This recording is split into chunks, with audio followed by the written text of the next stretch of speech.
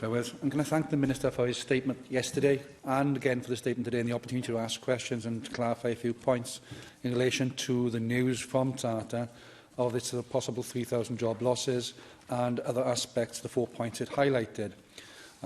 It is important we recognise the 3,000 job losses is across Europe, but if we consider a third of those perhaps to the UK, that's going to be 1/8 of the workforce in the UK. That's 1,000 jobs across the UK, and most of the UK Tata plants are going to be in Wales.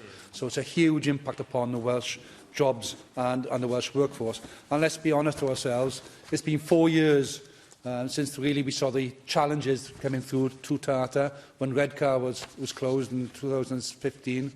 And we've seen steelworkers having roller coaster rides in those 4 years, up and down. Difficult times, then they've been relieved, then more difficult times come in, and the more challenges. And this is taking this terrible toll on steelworkers and their families under the stress and worries about it. And the announcement that you've just indicated today, Minister, that it's unlikely to know where those job losses will fall, and we won't know the implementation until 2021, another 18 months, is going to add more uncertainty to those families and to those steel workers as they go into work every day and thinking to themselves there might not be a job for them in 12 months' time. It's something which really Tata needs to address quicker rather than leaving it so late. And I appreciate that they're doing their job in the sense that they're going to take a detailed look at this, but it's leaving that uncertainty in people's minds for those months ahead of us. And we need to address that importantly. And I also welcome you highlighting the supply chain element. Because again, the supply chain aspect of this is what are they doing in the next 18 months? Where are they going to be putting their workforce and their emphasis? How are they going to look at investment and securing that aspect to ensure that they address the efficiency gains and optimisation that Tata are highlighting themselves? And another worrying statement, that was part of that statement, if you looked at it very carefully, it says the EBITDA drop of 90% in this financial year. That's a drop of 90% there on forecast. It's a huge, huge drop in those figures. And therefore, we've got to look very carefully at the sustainable future of the steelmaking. And they also highlight dumping in their statement and how that has impacted upon the global market. And again, we were calling upon the UK government to do more to get the EU to put higher protections on whilst we're still members of the EU. But also, if we're going to leave the EU, what is the defence mechanism going to be in place for the UK to protect from dumping of this steel from elsewhere because of the trade war between China and America? That's what's causing some of those problems. And to be blunt, we knew last time the UK did nothing to push the EU to actually put the tariffs on steel from China. It was other EU countries that did it. So I have no faith at the moment in the UK government actually putting anything in force to stop that dumping happening. And would again raise those issues with the UK government to ensure that we can protect UK steel from being attacked by cheap imports from other nations. Minister, the statement also highlights increase in high-end sales, and that means capex expenditure. Have you had discussions with Tata as to where they might want to put capital expenditure in place to actually get the high-end sales, get the products like the Capital Gav line in Port Talbot or the Zodiac line in Newport, to ensure that we can have a product which sells in that high-end market? Because they've often told me if they can get more of that, it increases their returns and profit margins as a consequence of that. You mentioned Orb. And again, the question comes, when Orb announcement was made, they were talking about transferring those jobs to other plants in South Wales, particularly in Port Talbot. Where does this fall in within that? Because if they're talking about job losses within Port Talbot, and we heard that this is about a third blue-collar and about two-thirds white-collar, so there are blue-collar jobs going, where are those job losses going to be? And if there's going to be availability for people from Orb going into the other plants, how does that fit together with this plan? You also mentioned the Swansea Bay City deal as part of your answer to Russell George. And again, perhaps the Welsh Government can give a commitment to how it will work with the Swansea Bay City deal, particularly the Steel Science Project, to look at perhaps the carbon neutral agenda that Tata talked about as part of that deal, and we can actually show the continuing commitment to the future of steel industry here in Wales through that project. And again, the Welsh Government's commitment to that would be very much welcome.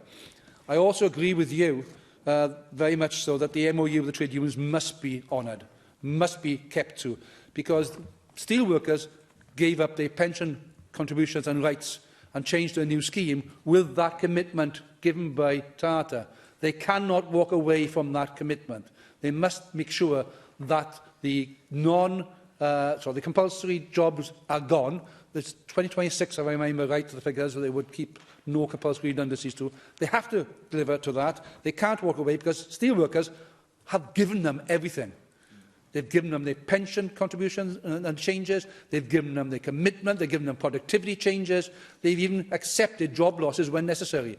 It's time now, Tata, actually return some of that to the workers and give them protection for them and honour that commitment.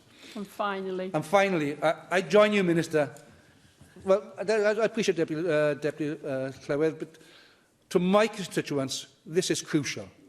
It's vital to the future of my town, and therefore it is important we get these aspects clear. And I join with you in the question of the UK government. We've been deeply worried for many, many years about their commitment to steel industry. This is a foundational industry, not just for Wales, but for the UK. Any manufacturing nation must have a strong steel industry. And if they don't want to be a manufacturing nation, say it loudly, say what they're going to plan. Don't go doing this behind closed doors. We need a steel sector deal. We need a steel council. We need commitment from the UK government that it sees steel as a future here in the UK. Can you please take those messages up to London? Indeed, I will. And can I thank Di Rees not just for his questions, but also for his tireless fight for Port Talbot Steelworks and indeed for UK steel more broadly. Deputy Llywydd, Di Rees made the very important point that the US-China trade war is influencing the challenges and contributing to the challenges that Tata and the steel industry in the UK faces right now, suppressing demand within both countries. And I do not believe that Donald Trump will do the UK steel sector any favours, but once that trade deal is agreed, that will unleash potential for steel producers within the UK and Europe and provide opportunities specifically for Tata within the automotive supply chain. Di Rees is absolutely right that CapEx has to be invested in those products that will offer the highest value and the highest levels of return. And one of the 4 work strands of the transformation programme concerns the need to improve the product mix within Tata. I would agree with Di Rees that worker loyalty has to be repaid with an honouring of the Memorandum of Understanding. And I'm very, very relieved that I was given the assurance yesterday and indeed today by Tata that it would honour the MOU. I can tell members today that plans were already being made for an automotive summit on December the 5th and for a broader manufacturing summit in the new year to look at the opportunities but also the challenges that advanced manufacturing and the steel sector face in the 21st century.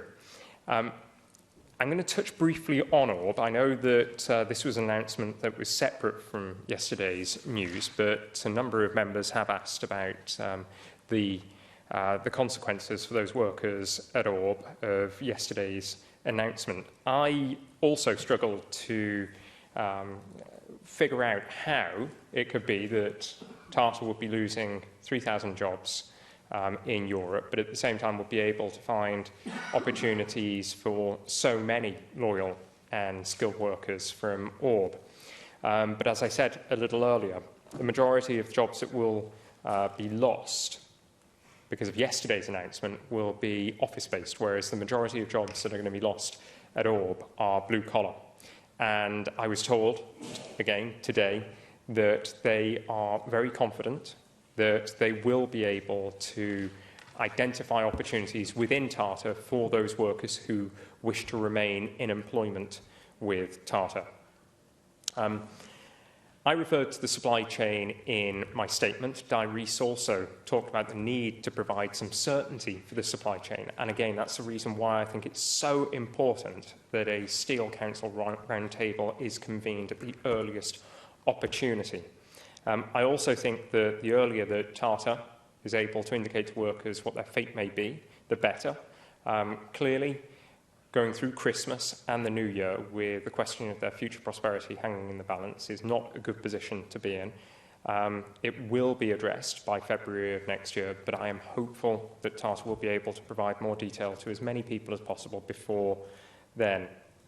And in terms of the City deal, as I said in my statement, we have already provided several millions of pounds to establish the Institute at Swansea University, and I was pleased also that HEFCU awarded the Institute a further £3 million. Now, in terms of the Swansea Bay City deal, there is a proposal for a National Steel Innovation Centre. It's formerly called the Steel Science Centre, and that's designed to build on the Institute. Now, the proposal sits within a wider project called Supporting Innovation and Low-Carbon Growth. The project is still in the development phase. It's not been formally submitted to government, but I am in no doubt that it could contribute in the development of a wider selection of products that Tata could deliver in the future. Thank you. Caroline Jones. Diolch, Deputy.